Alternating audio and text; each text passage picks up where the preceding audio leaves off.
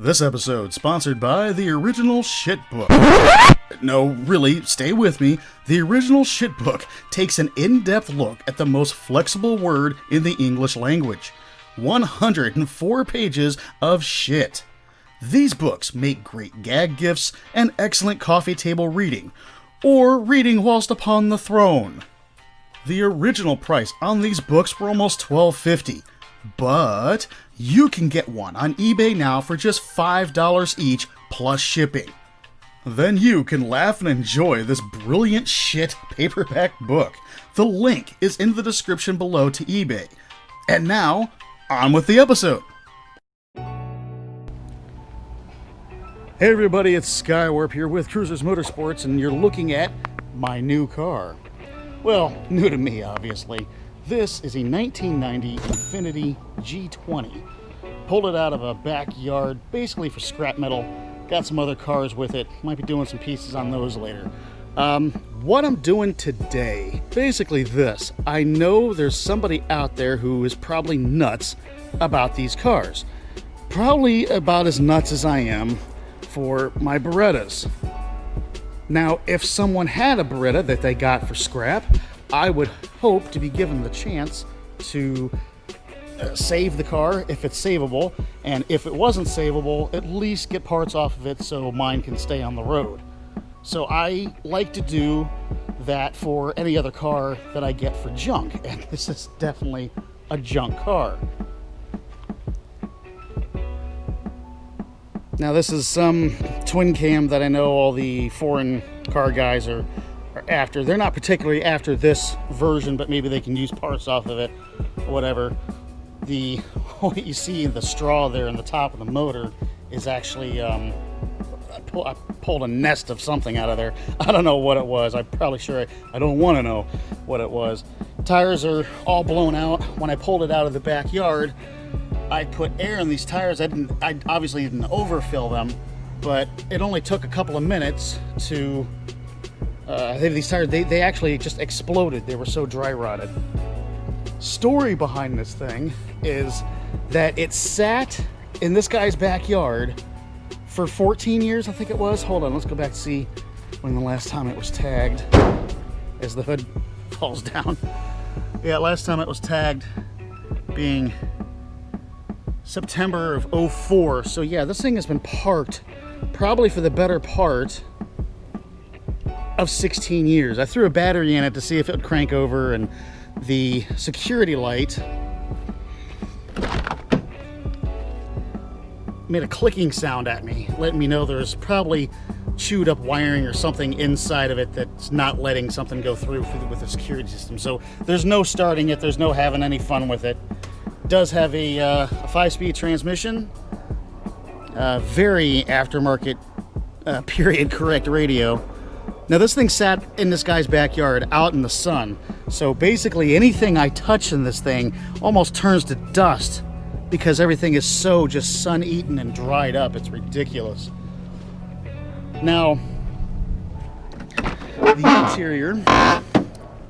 interior, I pulled a bunch of crap out of. The guy's got a bunch of junk cars in the backyard, and he just uses them for storage. He drives them for a while, gets tired of them, parked it in the backyard, and basically just filled it full of crap. And the trunk is actually still full of junk along with this seat here.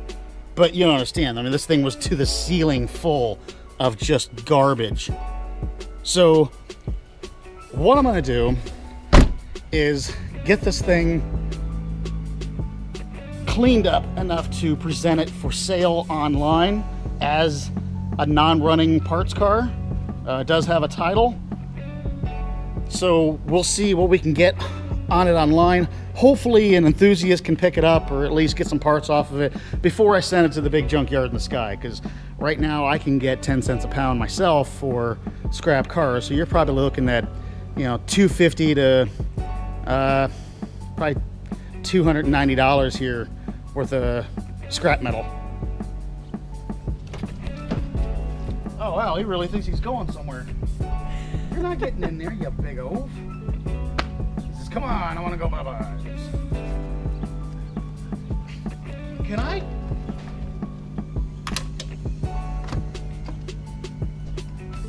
Oh my God. Well, I guess he can get in a car, but now it's gonna have to be me to get you out.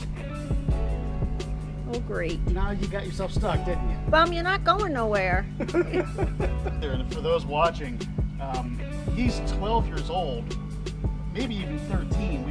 We're not sure because it's his third or fourth home.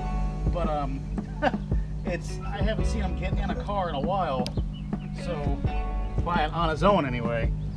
All right, for what I originally went to go grab was the key so I could get in the trunk and clean it out. You got it, big boy? Here you go, buddy. Here you go. Good boy. Good boy. All right. So in that case, let's go to the trunk. Get back to the trunk, see what kind of mess we have back here. Oh, come here, you gotta see this. How hot it gets in Florida. Now hopefully you guys can see this. So hot that the third brake light has actually melted out of its housing. Look at that. Wow. All right, well I got 2 cans here, and we always try to recycle anything that we get out of the cars. You really think you're getting in there too, huh? There's nothing in there for you, buddy. Anyway, we're gonna throw away what we can and recycle the rest. So once Big Oaf gets out of the way here, you gotta move, buddy. Yeah, that's gross. The new 2006 Explorer. Maybe this thing hasn't moved since 06. Wow. A cheesy pair of sunglasses. Here we go. McGriff, Atlanta Braves. Why? Why? Ah, I see. This one came with the optional window blind for if you ever have to live out of your Infiniti. Speedboat magazine from 2005. Something every pretentious Infiniti owner needs. Matching golf clubs. Ah, the junk business. Get an education, kids. Wow, where's the end of this trunk? 4 golf clubs. All right, well, you guys see I'm starting to get to the end of this, so so I'm going to finish this job up, and then we're going to get to pressure washing it.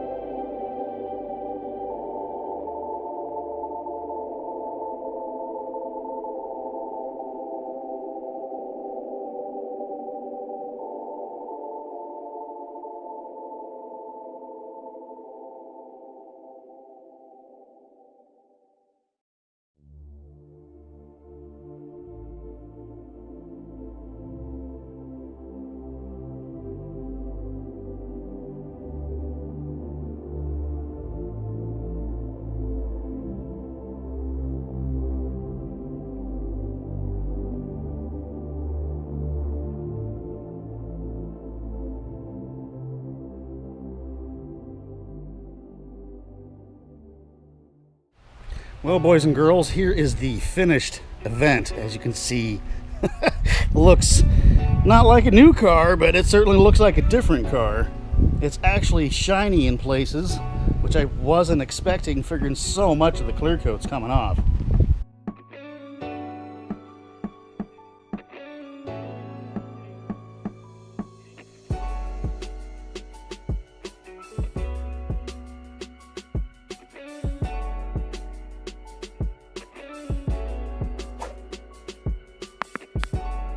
And there it is. Gonna list it up on Craigslist. Stay tuned for the next video.